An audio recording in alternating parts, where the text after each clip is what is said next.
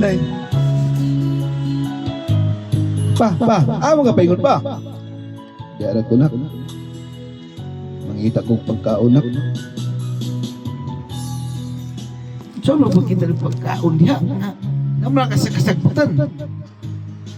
Sabi ni mo na, manlampas sa kita, naman nubo naman ta, tubo, at ito sa katubuhan karon kay mga mata.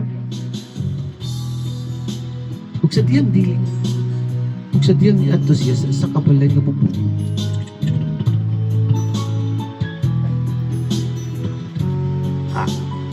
Pahit sa siguro ni, nga mukuhan ko, magtapas ko na ang tubo. Grabing kainit.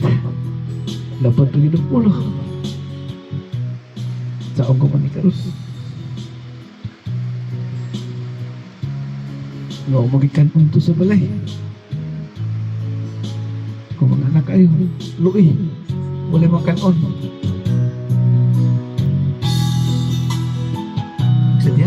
Sa diyan niya to siya sa balay. Nanarbaw siya diya kung yung mga anak dito sa ilang managwatuan o pagkaon.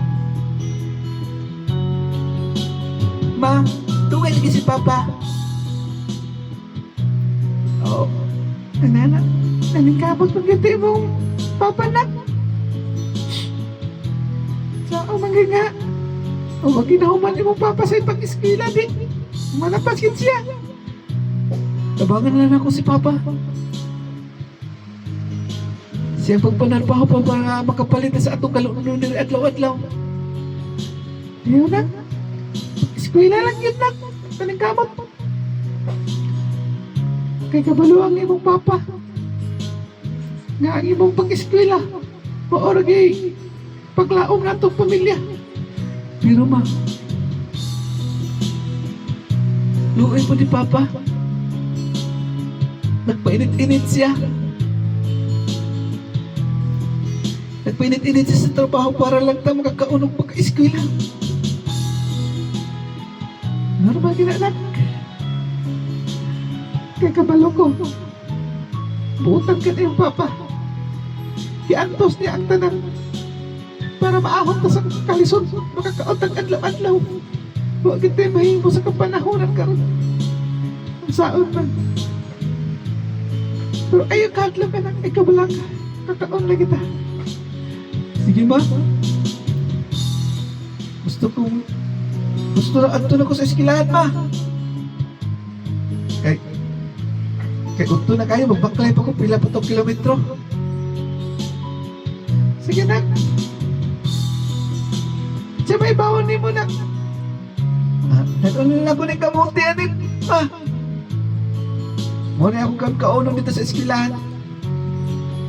Ako ba na ako ihatag sa akong classmate. Eh, balay mo. Nag-aampon lang kwarta. Ako lang po i-tigumon. Sige na. Pagamping na ka. Pagbinutan ka pag-eskwela. O sige ma. Asa ko ma.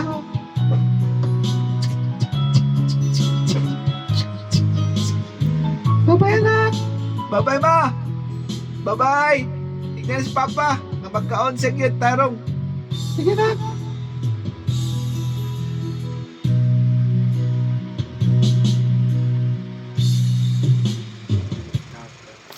Ha? Ha?